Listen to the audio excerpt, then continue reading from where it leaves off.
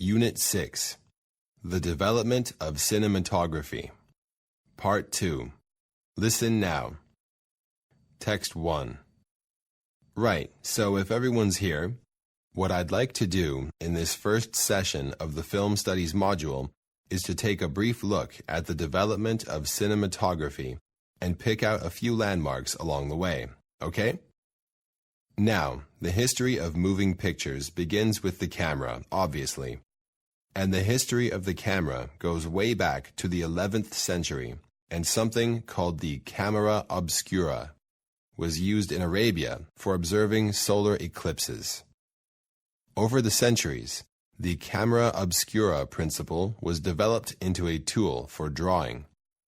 But this had serious limitations as a camera because there was no way of actually fixing the image.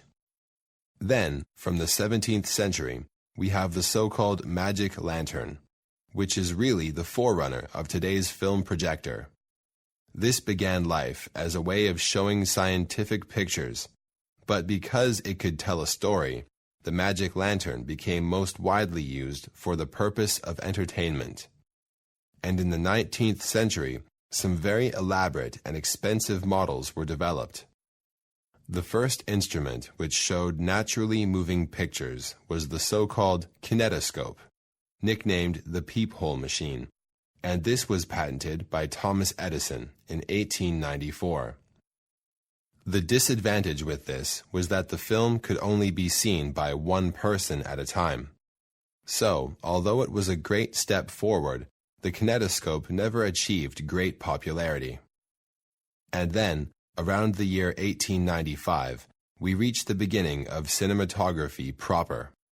It was in that year that the Lumiere brothers showed off the world's first projection system to an audience in Paris. Incidentally, the film they screened with the new system showed a train approaching a station, and apparently it was so realistic that some of the audience ran out of the building in terror. And at the same time, the movies had been born.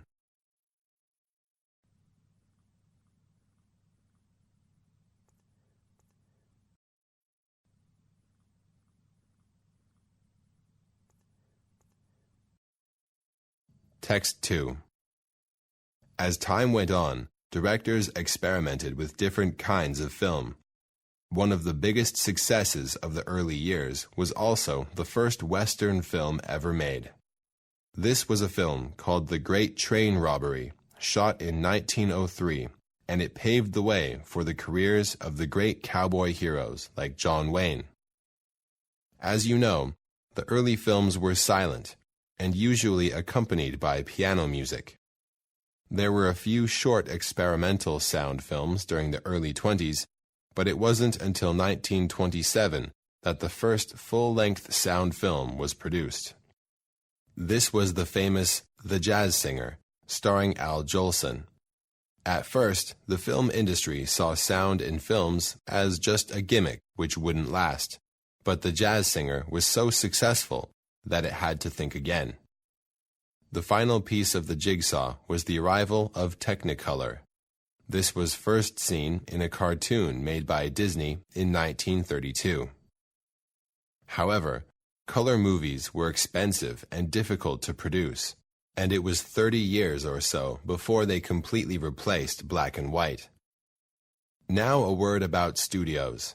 The American film industry originally grew up on the East Coast, in New York and Philadelphia. But filmmakers needed more reliable weather, and in 1910 many of them headed for all year-round sunshine. They found plenty of cheap land available where they could create studios and build houses.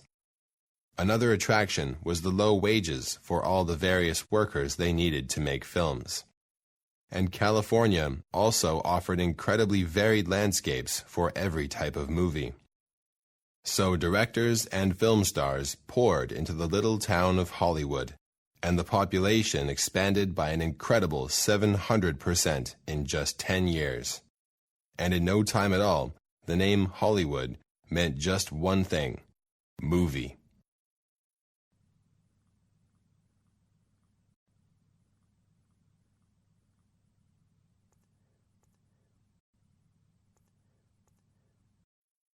Part 4. Here's more. Exercise. 1. It is important to note that packaging wastes have increased in the past few years. One reason for this is that there are more people. Also, each of us is using more packaging materials than ever before.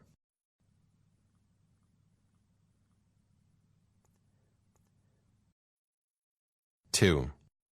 What can we do to help? One thing is to put as little as possible into the garbage can. Almost nothing is saved and reused once it has been thrown away. It costs too much money to collect and separate wastes. Another thing we can do is not to buy more packaged goods than we need. Potato chips are cheaper in the bag. Don't pay extra for a box or can if you don't need the stronger package.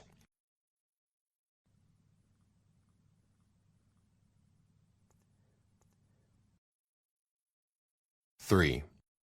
What I want to focus on today is a new area of research on stress and illness, and this new field is called psychoneuroimmunology, or PNI for abbreviation.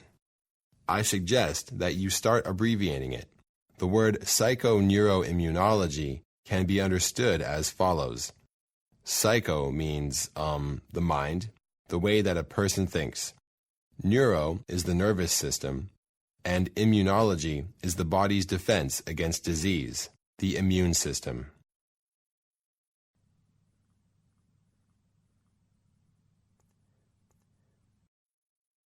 4. I'll start with some of the animal studies. We know that rats or mice are placed in a situation where there was uncontrollable or predictable stress, for example, shining bright lights on them, or giving electrical shocks to their feet, or overcrowding them, which, would be stressful.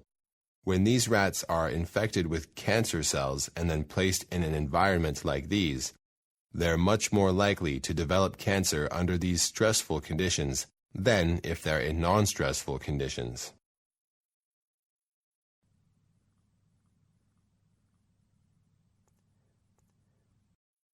5. Today, I'm going to be speaking on risk factors for cardiovascular disease. By cardiovascular disease, I mean heart attacks, strokes, and peripheral vascular disease, which is also known as clots to the legs. When the arteries become diseased, there's a loss of elasticity so that the arteries are not as flexible as they used to be. There could also be partial or complete blocking of the arteries. When a person has a heart attack, what happens is there's partial or complete blocking of the arteries, which feed the heart muscle. In a stroke, we are talking about the blocking of one or more of the arteries which feed the brain. In peripheral vascular disease, again also known as clots to the legs, there's blocking of one or more of the arteries to usually one of the legs.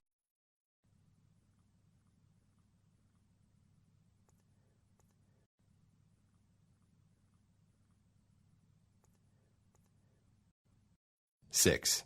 A very important point that I'd like to make is that nonverbal communication is difficult enough to study and understand in one's own culture, but it becomes extremely complicated when we are trying to understand how nonverbal communication functions in another culture, that is, one we're unfamiliar with.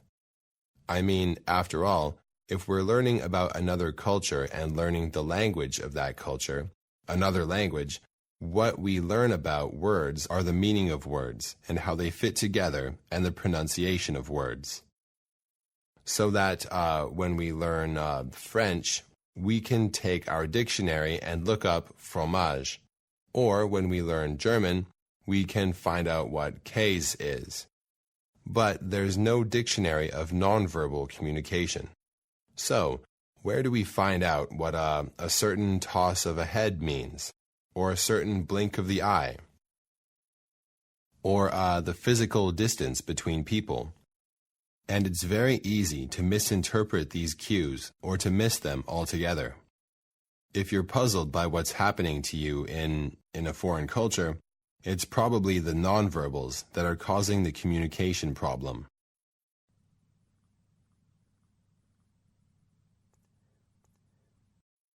7. So the nonverbals are probably responsible for most cross-cultural confusion. Let's see. Let me give you 1 or 2 examples of how this can happen. A simple one is with eye contact.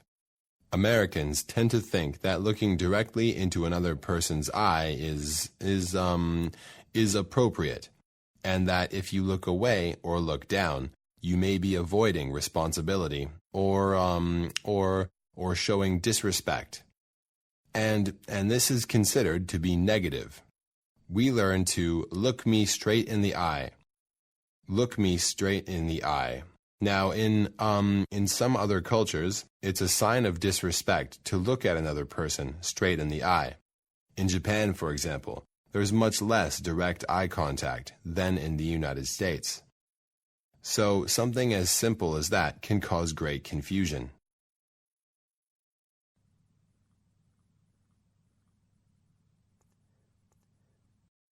8. One other factor that can bring a couple together is called the Romeo and Juliet effect. You know that story of Romeo and Juliet? You know, their families hated each other, and they said, "You stay away from him. You stay away from her." So, what did Romeo and Juliet do? Yeah, they got married. So, the Romeo and Juliet theory says that the more opposition you face to a relationship from parents or friends, or whoever, the more attractive that relationship is to you. The more people say don't, you shouldn't, the more you want to do it. Pretty interesting, huh? And it turns out that these couples usually stay together too.